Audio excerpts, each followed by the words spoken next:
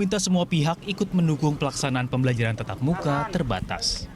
Hal ini dianggap penting dan mendesak untuk menghindari generasi muda Indonesia dari learning loss atau penurunan capaian pembelajaran. Menteri Komunikasi dan Informatika Johnny G. Plate menjelaskan, PTM terbatas merupakan upaya menyelamatkan anak Indonesia dari resiko dampak negatif pembelajaran jarak jauh secara berkepanjangan. Jika tak segera menerapkan PTM terbatas, generasi ini dikhawatirkan akan sulit untuk mengejar ketertinggalan. Pembelajaran jarak jauh yang berkepanjangan bisa berdampak terhadap para pelajar di Indonesia. Salah satu dampaknya yaitu putus sekolah. Berdasarkan riset yang dilakukan oleh Inovasi dan Pusat Peneliti Kebijakan, Kemendikbudristek, tingkat putus sekolah di Indonesia meningkat sebesar 1,12%. Di mana angka tersebut 5 kali lipat dari angka putus sekolah dasar tahun 2019. Bank Dunia memperkirakan saat ini di Indonesia ada 118.000 anak usia sekolah dasar yang tidak bersekolah. Tim Liputan, Berita 1. Pemerintah meminta semua pihak ikut mendukung pelaksanaan pembelajaran tatap muka terbatas yang kian penting dan mendesak untuk menghindarkan generasi muda Indonesia dari learning loss atau penurunan capaian pembelajaran. Apalagi angka anak putus sekolah kala pandemi cukup mengkhawatirkan. Lalu seperti apa upaya pemerintah untuk mencegah anak putus sekolah? Untuk membahasnya sudah bergabung bersama kami Direktur Sekolah Dasar Kementerian Pendidikan, Kebudayaan Riset dan Teknologi, Kemdikbudristek Sri Wahyuningsih, serta Komisioner Komisi Perlindungan Anak Indonesia KPAI Retno Listiarti. Selamat siang, Bu Sri, Bu Retno. Selamat siang, Mas Dodi. Ya, ini kita bahas pernyataan dari Kominfo. Sebetulnya ini data sudah kita peroleh beberapa hari yang lalu. Saya ke Bu Sri dulu, angka putus sekolah itu naik 1,12%, ini naik 5 kali lipat jika dibandingkan angka putus sekolah dasar di tahun 2019. Ini angkanya cukup memprihatinkan karena kenaikannya sangat tinggi. Respons dari Kemendikbudristek dulu seperti apa, Bu? Ya, terima kasih Mas Dodi. Selamat siang seluruh pemirsa Berita 1 dimanapun berada.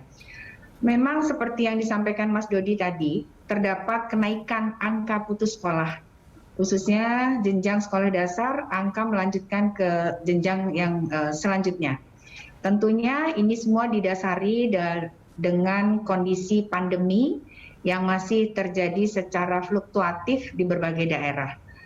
Kita sudah melakukan evaluasi, juga pendataan bahwa memang putus sekolah ini merupakan salah satu kekhawatiran kita semua dari dampak terjadinya pandemi itu sendiri.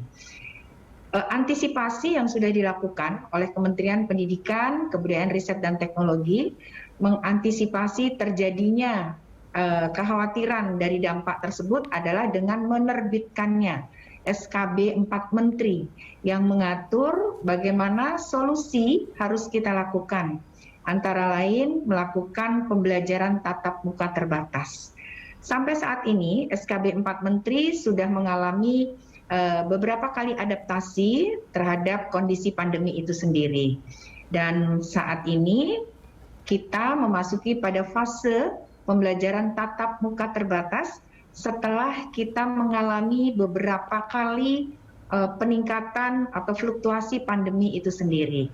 Dan tentunya SKB 4 Menteri ini yang merupakan hasil kolaborasi lintas kementerian, Kementerian Pendidikan, Kesehatan, Agama, Dalam Negeri, beserta Satgas COVID Nasional telah menerbitkan SKB 4 Menteri. Pembelajaran tatap muka terbatas merupakan salah satu solusi untuk menekan terjadinya angka putus sekolah serta dampak-dampak lain yang ditimbulkan. Namun sekali lagi, memang diperlukan mapping pendataan oleh pemerintah daerah selaku pengampu kewenangan pengelolaan pendidikan dasar khususnya, supaya daerah-daerah tertentu yang memang sudah ada pada zona atau level aman untuk segera melakukan pembelajaran tatap muka secara terbatas. Dan selain itu, pembelajaran jarak jauh, baik daring maupun luring, tentunya juga masih bisa dilakukan. Namun sekali lagi, semua ini merupakan peran kita bersama, khususnya pemerintah daerah, dan orang tua sebagai penentu akhir boleh tidaknya anak-anak kita melaksanakan pembelajaran di sekolah di masa pandemi COVID-19 ini. Oke. Saya ke Bu Retno untuk menanggapi, karena kalau kita perhatikan ini kan data dari Bank Dunia ada 118.000 anak usia SD tak bersekolah. Tadi menurut Bu Sri sebetulnya SKB 4 Menteri bahkan sudah dikeluarkan untuk mengantisipasi itu, bahkan sudah beradaptasi berkali-kali, tapi kemudian angkanya tetap sangat besar. Ini bagaimana respons atau tanggapan dari KPAI sendiri? Ya, terima kasih Mas Dodi. Sebenarnya kalau KPAI kami pengawasan. Kalau dari 2020 sampai dengan 2021 kami itu sudah datang ke sekolah-sekolah yang sudah melaksanakan pembelajaran tatap muka secara terbatas. Yang pertama itu misalnya saja kalau kita melihat data KPAI, memang angka putus sekolah itu cukup tinggi gitu ya. Kami hanya datang ke 49 sekolah di 21 kabupaten kota saja, itu kami menemukan angka putus sekolah di mana di antaranya 119 itu menikah. Jadi itu juga terjadi pernikahan anak. Selain anak bekerja dan ada juga anak yang kecanduan gadget. Kemudian yang kedua, pada tahun 2021 kami juga melakukan pengawasan. Pengawasan itu dilakukan baru di 46 sekolah. Namun dari 46 sekolah itu kami mendapatkan juga angka putus sekolah, tapi memang angkanya karena terhitung sampai dengan Juni 2021, angkanya 33 karena menikah, kemudian ada 2 kasus itu karena anak terpaksa berhenti sekolah karena bekerja. Faktornya sebenarnya ekonomi ya Mas. Jadi memang itu yang anak kecanduan gadget itulah justru pada keluarga menengah ke atas. Dan anak-anak ini juga yang kecanduan gadget ini terpaksa berhenti sekolah karena kan sepanjang pengobatan dengan psikiater, mereka nggak boleh ketemu gadget kan. Jadi itu memang proses pengobatannya dalam jangka waktu yang cukup panjang, makanya berhenti sementara untuk sekolah. Nah jadi kalau anak-anak yang miskin putus sekolah lantaran memang nggak punya gawe, karena bekerja, karena menikah, justru anak menengah ke atas itu karena kecanduan gadget. Itu sih sebenarnya juga data yang kami peroleh, artinya sebenarnya signifikan. Hanya kalau bagi KPAI, kami tetap berpendapat Mas, kalau masa pandemi maka kita harus punya pertimbangan pemenuhan hak anak itu adalah hak hidup dulu. Yang kedua sehat, yang ketiga baru hak pendidikan. Artinya kalau anaknya tetap sehat, tetap hidup, maka ketinggalan pelajaran masih bisa dikejar. Begitu Mas Doni. Oke. Bu Sri, ini menarik temuan dari KPAI tadi ya, bahwa memang selain faktor ekonomi yang tentu saja menjadi masalah utama, tadi banyak kemudian anak yang putus sekolah dan terpaksa harus ikut mencari nafkah bersama orang tua, membantu ekonomi keluarga. Kemudian juga ada beberapa anak yang malah dinikahkan, ya, terlibat dengan pernikahan dini. Ini justru ada juga kalangan anak dari kelas menengah ke atas yang justru kecanduan gadget sehingga kemudian putus sekolah. Ini bagaimana kemudian dari Kemendikbudristek itu melihat hal ini? Ya, ini kan ternyata seperti yang disampaikan Bu Retno. COVID ini tidak hanya berdampak pada masalah ekonomi, pendidikan, tetapi juga masalah sosial ya Bu Retno, yang luar biasa dampaknya. Dan tadi sudah disampaikan beberapa dampak teknis yang terjadi pada anak-anak kita. Tentunya angka ini sangat memprihatinkan ya, dampak-dampak ini.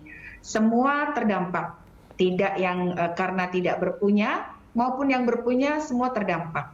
Nah tentunya sekali lagi, pembelajaran tatap muka terbatas ini adalah solusi yang tentunya mari secara dengan keberanian tetapi juga dengan penuh kehati-hatian, mari kita sama-sama petakan, kita siapkan untuk bisa mendorong pembelajaran tatap muka terbatas ini bisa dilaksanakan.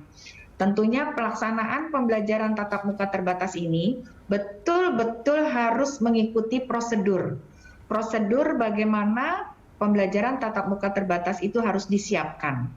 Mulai dari pemetaan yang harus dipersiapkan oleh pemerintah daerah, dalam hal ini Dinas Pendidikan. Jadi kalau ada daerah satu wilayah, satu kabupaten kota misalnya, ada yang terpapar, merupakan zona level 3 misalnya, ini sudah boleh melakukan pembelajaran tatap muka terbatas. Namun pemerintah daerah dalam hal ini dinas juga harus melakukan lagi mana sekolah yang paling aman levelnya untuk didorong pembelajaran tatap muka. Setelah itu sekolah juga harus mempersiapkan seluruh daftar periksa yang beberapa hal harus dipenuhi dan dipatuhi. Kalau boleh dibilang ya Bu Retno, susah-susah gampang, tapi itu harus kita ikuti. Karena itu prosedur untuk mengedepankan, memprioritaskan sehat dan selamat kepada seluruh warga sekolah dan keluarganya. Nah, ini yang harus kita persiapkan secara bersama-sama. Dan yang jauh lebih penting lagi, peran pengawasan PTM itu sendiri. Peran Satgas setempat, dalam hal ini Satgas sekolah maupun Satgas kabupaten, kota setempat, untuk fokus melakukan pengawasan. Pengawasan mulai dari perencanaan PTM, pelaksanaan PTM, sampai proses anak-anak kita berangkat ke sekolah, pulang ke sekolah. Ini juga harus menjadi satu buah komunikasi antara pihak sekolah dan orang tua yang tentunya harus dilakukan pengawasannya oleh Satgas. Mudah kalau memang ini kita semua berkomitmen yang sama untuk kesehatan dan keselamatan demi warga sekolah. Akan sulit bila mana ini tidak terbangun melalui komunikasi kedua belah pihak. Antara pihak sekolah dan pihak orang tua serta masyarakat. Kira-kira seperti itu, Mas Dodi. Iya, kita sepakat bahwa PTM memang urgent sekali untuk dilakukan begitu, tapi sejauh mana kesiapan sekolah-sekolah untuk menggelar PTM itu akan kita bahas di segmen berikutnya. Pemirsa tetap bersama kami di Lunch Talk. Dialog masih dengan Bu Sri dan juga Bu Retno. Saya ke Bu Retno. Bu Retno, ini kan ya mungkin PTM jadi salah satu solusi ya untuk bisa mengatasi anak putus sekolah ini begitu. Tapi kan mungkin di setiap daerah itu tidak sama ya kemampuan dalam mungkin membuat infrastruktur protokol kesehatan dan sebagainya. Gambarannya kalau dari KPAI melihat gambaran di daerah-daerah sendiri seperti apa kesiapannya untuk segera menggelar PTM?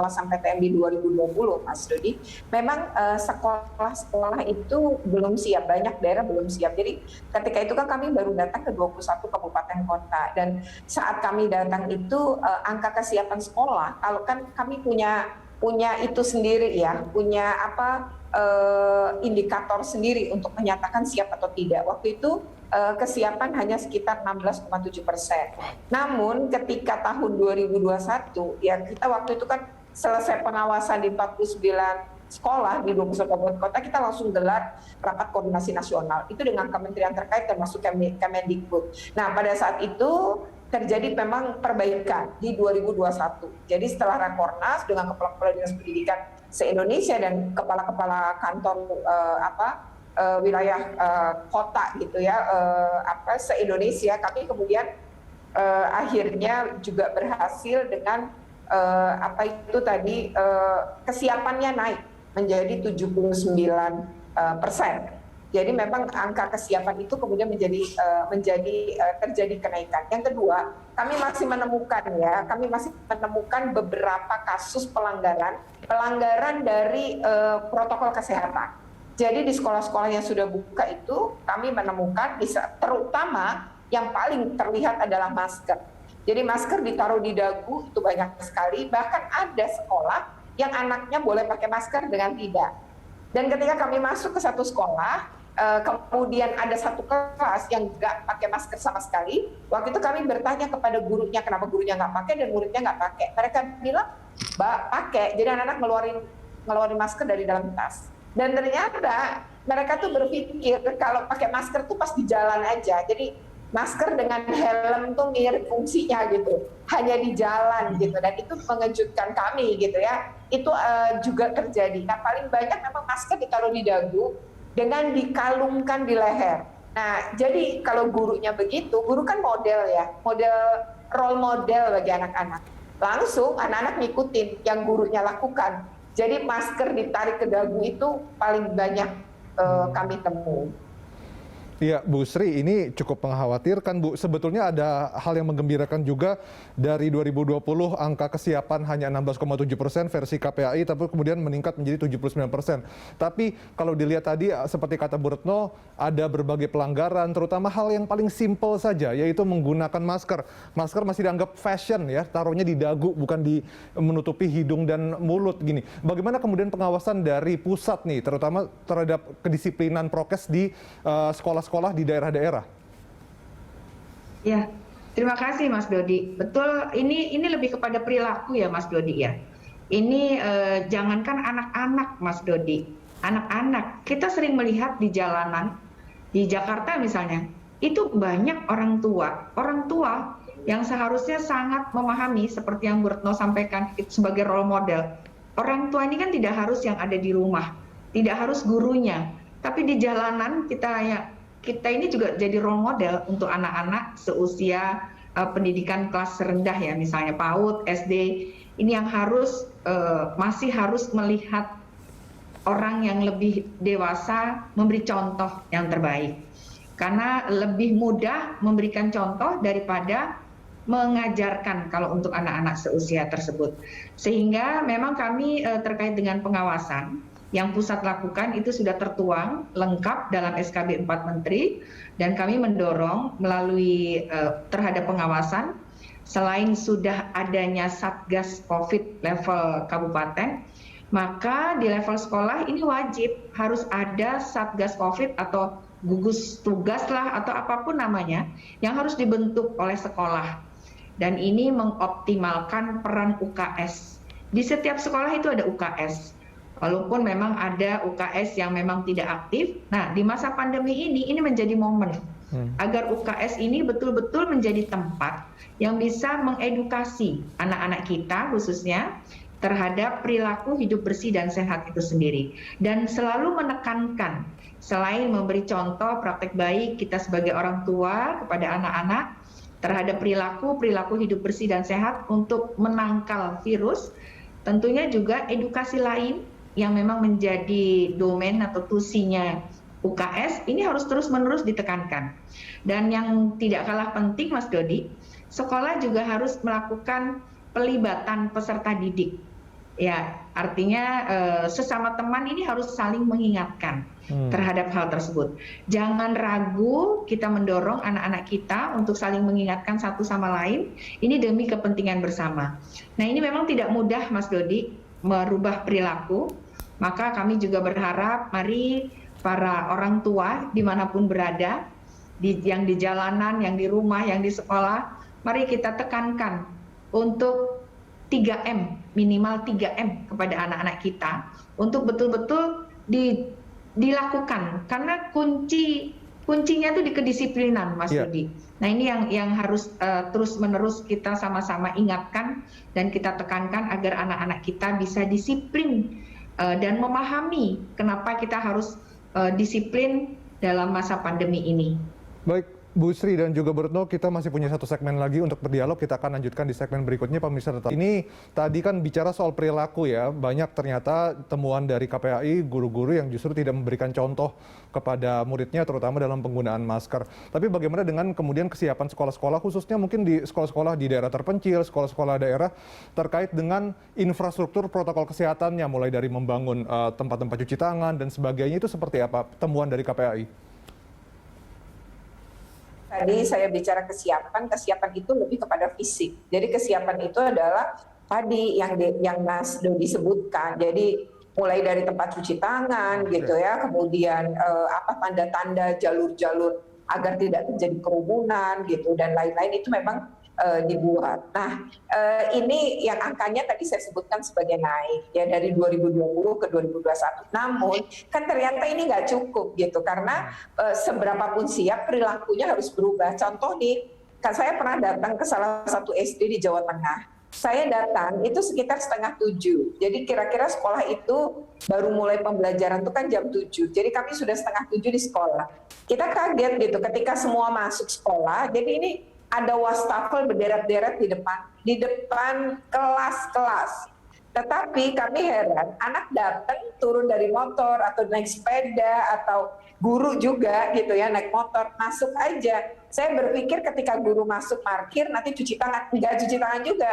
Murid-murid juga tidak ada satupun murid yang menggunakan wastafel itu untuk cuci tangan. Artinya punya benda pun kalau kemudian tidak ada sosialisasi dan perilaku itu ya nggak bisa gitu. Kemudian ada juga kami datang ke sekolah kan kalau Kemdikbud minta ada termogan ya. Jadi silahkan aja datang ke Toba itu ada 51 sekolah, tapi 13 aja tuh yang ngisi lamannya Kemdikbud untuk buka sekolah. Nah, kami kaget ketika 13 sekolah itu ada satu sekolah tanpa toilet. Jadi ada satu sekolah bahkan tanpa toilet. Ini gimana gitu di masa pandemi loh.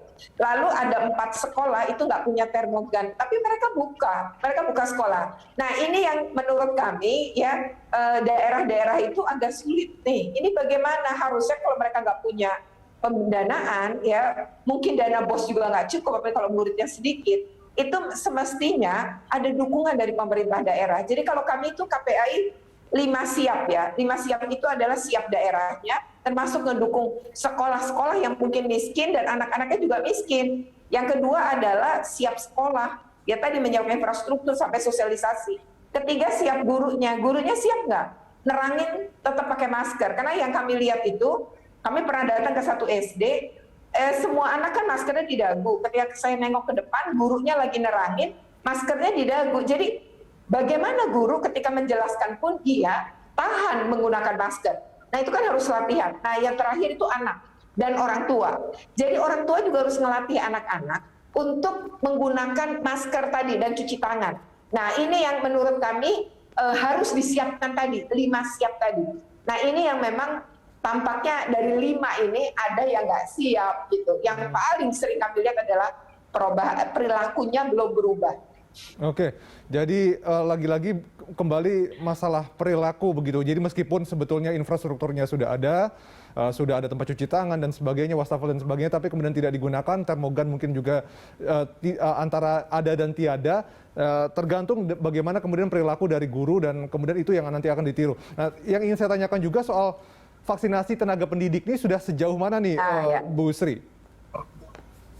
Ya, baik Mas, terkait vaksinasi kepada tenaga pendidik, memang ini meleset dari rencana awal ya, yang agendanya Juli kita harapkan sudah selesai vaksinasi, tapi karena satu dan lain hal, maka vaksinasi harus bergeser. Dan saat ini Kementerian Pendidikan sudah intensif dengan Kementerian Kesehatan untuk mendorong kembali kepada seluruh pemerintah daerah untuk segera menyelesaikan vaksinasi kepada tenaga pendidik. Nah, mudah-mudahan dalam waktu yang tidak terlalu lama, sebagaimana yang sudah beberapa hari lalu juga sudah dilakukan ya, sosialisasi dan komitmennya antara Kementerian Pendidikan dan Kementerian Kesehatan segera dapat direalisasikan. Karena kalau mendengar apa yang disampaikan oleh Bapak Menteri Kesehatan, mudah-mudahan saat ini vaksinasi juga mencukupi ya untuk segera diberikan kepada tenaga pendidik, sehingga pembelajaran tatap muka yang mewajibkan agar tenaga pendidik sudah dapat divaksin, maka pemerintah daerah dalam hal ini Dinas Pendidikan Kabupaten Kota dapat segera memetakan sekolah-sekolah yang memang prioritas untuk melaksanakan pembelajaran tatap muka. Seperti kita ketahui bersama, saat ini kan alhamdulillah Mas Dodi sudah terjadi peningkatan ya terhadap level COVID itu sendiri. Ini Mas Dodi kalau boleh saya menyampaikan data untuk level 4 ini saat ini sudah 7 kabupaten kota, masih ada 7 kabupaten kota yang level 4. Dengan jumlah satuan pendidikannya masih ada 2.724 sekolah di level 4. Okay. Sementara di level 3 sebanyak 92.853 sekolah pada 128 kabupaten. Okay. Untuk level 2 sudah ada 638 sekolah atau sebanyak 347 kabupaten kota. Baik. Dan untuk level 1, alhamdulillah sudah terjadi peningkatan yang signifikan. Sudah ada 32 kabupaten kota yang dinyatakan level 1 atau 40.764. Ini artinya pembelajaran tatap muka terbatas segera didorong. Dan vaksinasi untuk tenaga pendidik ini akan diprioritaskan. Sehingga persyaratan dapat segera terpenuhi untuk pembelajaran tatap muka terbatas, di mana tenaga pendidiknya harus sudah divaksin. Seperti itu, Mas Dodi. Ya, Bu Retno, sayang sekali waktu kita singkat sekali. Mungkin dari KPI, dari Bu Retno sendiri menanggapi soal tingkat vaksinasi tenaga pendidik ini yang meleset meskipun sekarang berusaha sekali untuk dikebut. Ya, sebenarnya baru dari 5 juta tuh baru 1,9 ya data kami terkait dengan yang kami peroleh itu dari Kementerian Kesehatan. Jadi jauh sekali angkanya. Nah, apalagi murid. Murid ini bahkan di bawah 10% ya, Mas Dodi ya. Dari 60 juta murid itu baru di bawah masih 10% loh. Nah, ini saya juga khawatir soal murid karena sebagai penutup aja nih ya, pemerintah nampaknya walaupun ini adalah kewenangan Kementerian Kesehatan, tapi Kemdikbud mestinya bisa didorong untuk meminta Kemenkes mempercepat vaksinasi dan pemerataan. Data kami menunjukkan, Mas Dodi, bahwa anak-anak itu ingin divaksin 88%, tapi yang baru divaksin hanya 36%. Itu pun hanya kota-kota besar dan banyak tidak berimbang antara Pulau Jawa dan di luar Jawa. Saya pikir ini seharusnya anak usia 12 sampai 17 tahun kalau mau PTM mereka harusnya didorong dikebut untuk percepatan vaksin. Itu saja sih Mas Dodi. Terima kasih. Ini PR besar buat Kemdikbud dan juga Kementerian Kesehatan begitu ya untuk mempercepat vaksinasi baik terhadap tenaga pendidik maupun juga kepada siswa. Karena percuma saja kalau misalnya kita menggencarkan ingin mempercepat PTM tapi kemudian kalau segalanya belum siap ya sangat berisiko begitu ya buat kesehatan dan sebagainya. Terima kasih atas waktunya Bu Sri dan juga Bu Retno siang ini berdialog bersama kami di Lunch Talk.